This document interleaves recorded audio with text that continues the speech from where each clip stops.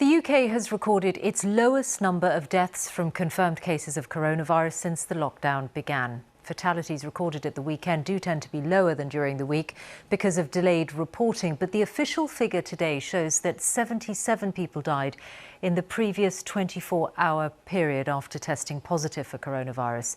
There were no deaths recorded in Scotland or in Northern Ireland. And that takes the overall coronavirus death toll in the UK to 40,542.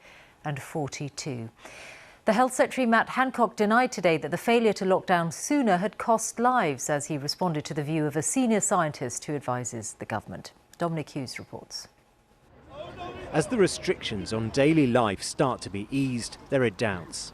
Are we coming out of lockdown too soon? But also, did we go in too late?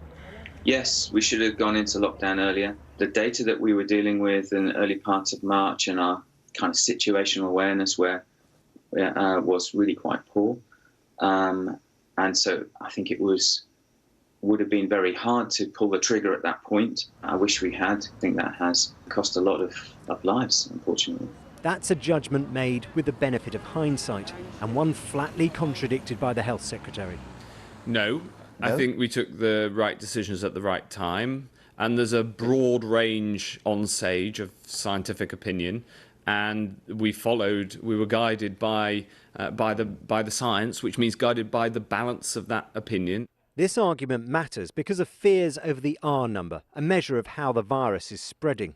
Overall, it's thought that infections are falling. The R is below 1. But one study suggests in the northwest of England it's just above 1, which could mean increasing infections, while in the southwest it's right on 1. And those concerns are especially acute here in the northwest of England. Some local councils have strongly advised schools not to reopen after half-term, even on a limited basis.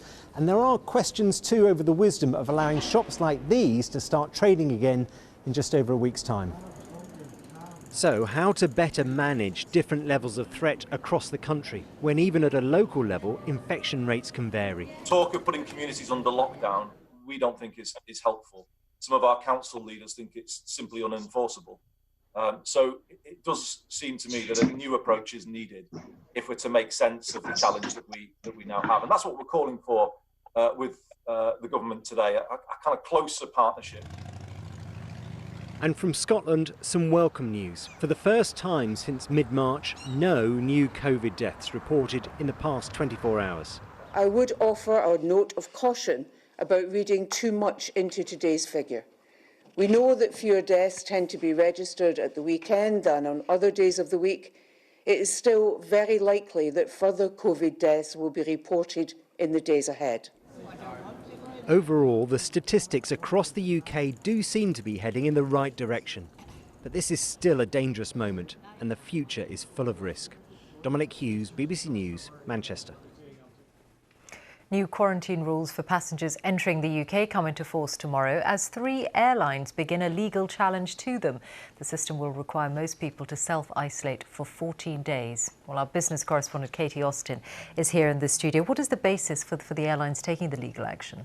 Well, ever since the prospect was first raised of a quarantine on people arriving into the UK, the aviation and travel sectors have voiced concerns that it would put people off travelling and would cost thousands of jobs. This legal challenge is by 3 airlines, British Airways, EasyJet and Ryanair, and they have written to the government outlining why they think these measures are unjustified. One of the arguments, they say, is that actually the quarantine is more stringent than the guidelines applied to people who actually have COVID-19.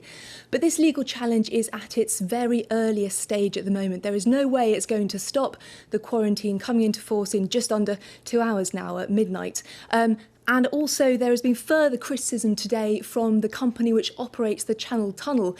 Its boss has written to the Prime Minister, in fact, saying there was only limited consultation on this process and that the situation that's resulted is going to put a vital supply link, well, it's going to make it very inefficient, he says, put that supply link at risk. Now, the government has stuck to its guns and said the quarantine is the right thing to be doing. It's backed by the science. It's necessary to prevent a second wave. But the quarantine is due to be reviewed in 3 weeks' time. Katy, thank you very much.